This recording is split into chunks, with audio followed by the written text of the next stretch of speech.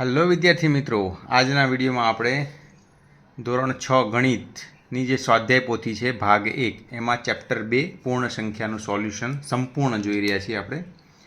તો વિદ્યાર્થી મિત્રો, અહીંયા સૌપ્રથમ અધ્યયન નિષ્પત્તિ પૂર્ણ સંખ્યા સાથે કામ કરે છે. આપેલ પૂર્ણ સંખ્યાની પહેલાંની સંખ્યા અને પછીની સંખ્યા લખે છે. આ રીતના જો આપેલું છે.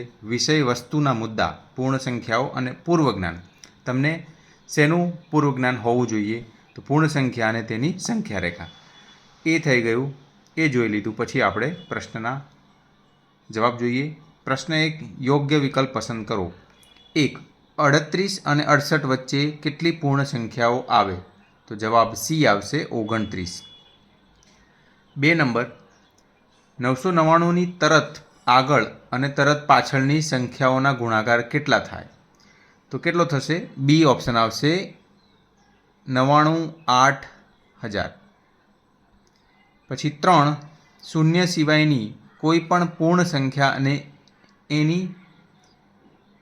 તેની તરત પછીની સંખ્યાનો ગુણાકાર. તો બીજામાં જવાબ આવશે 9,98,000.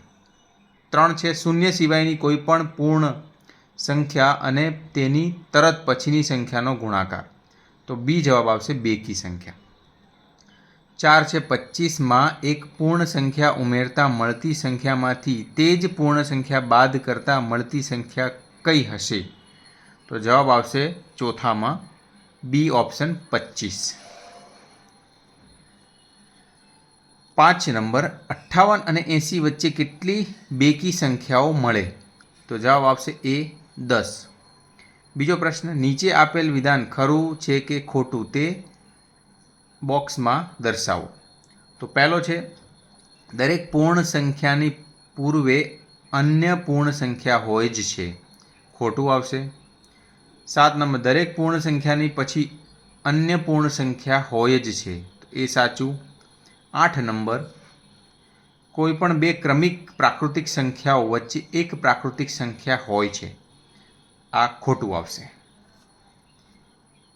કારણ કે જો આપણે 1 અને 2 માની લઈએ, એ બે પ્રાકૃતિક સંખ્યા છે, પણ તેની વચ્ચે પ્રાકૃતિક સંખ્યા ના આવી શકે.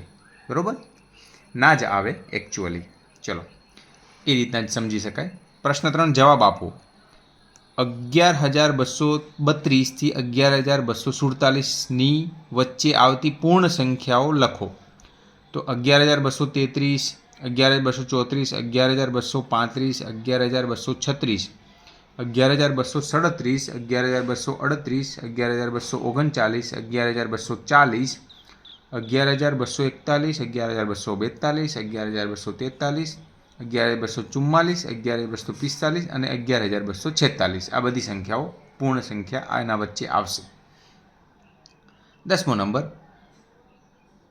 13,400ની પહેલાં તરત આવતી 3 પૂર્ણ સંખ્યાઓ લખો. તો 13,399, 13,398 અને 13,397. આ 3 સંખ્યાઓ 13,400ની પહેલાં આવશે, પૂર્ણાંક સંખ્યાઓ. હવે અધ્યયન નિષ્પત્તિ આપણે જોઈશું. સર્વગ્રાહી મૂલ્યાંકન. એમાં પ્રશ્ન 1, યોગ્ય વિકલ્પ પસંદ કરો. નીચેની પૂર્ણ સંખ્યામાંથી કઈ સંખ્યાની પૂર્વે અન્ય પૂર્ણ સંખ્યા ન મળે? તો 0, બી ઓપ્શન આવશે. 2, નીચેનામાંથી કયા વિધાનો સાચા છે? તો ડી ઓપ્શન આવશે. ઉપરોક્તમાંથી બીજું અને ત્રીજું બંને વાક્ય પૂર્ણ સંખ્યાઓ માટે સાચા છે. તો બીજું કયું છે જોઈ લઈએ. તમામ પૂર્ણ સંખ્યાઓની તરત પછીની અન્ય પૂર્ણ સંખ્યા મળે જ. અને ત્રીજું, તમામ પ્રાકૃતિક સંખ્યાઓનો સમાવેશ પૂર્ણ સંખ્યાઓમાં થાય. તો બંને સાચા છે. પ્રશ્ન 2, ખાલી જગ્યા પૂરો. 14,568 અને 14,570ની વચ્ચે આવતી પૂર્ણ સંખ્યા 14,569. 4 નંબર, લેસ દેન કે ગ્રેટર દેન ચિહ્ન મૂકો. તો 56,893 અને આ બાજુ 56,983 છે. તો આ લેસ દેન જ આવશે. આ સંખ્યા આના કરતાં મોટી છે. 5 નંબર, 58,940ની પહેલાં તરત આવતી પૂર્ણ સંખ્યા 58,939 છે. બરાબર? તો આ રીતના આનું સોલ્યુશન સંપૂર્ણ થઈ ચૂક્યું છે. અહીંયા વિદ્યાર્થીની શૈક્ષણિક સ્થિતિ, નિશાનીઓની કુલ સંખ્યા અને શિક્ષકની સહી, વાલીની સહી, આ રીતના અહીંયા આપણે સંપૂર્ણ સ્વાધ્યાય પોથી જે ધોરણ 6 ગણિતનો પાઠ 2 પૂર્ણ સંખ્યાઓની જોઈ. તો આ વિડીયો કેવો લાગ્યો કોમેન્ટ કરીને જરૂરથી કહેજો અને અમારી ચેનલને સબસ્ક્રાઈબ ના કરી હોય તો કરી દેજો. ધન્યવાદ.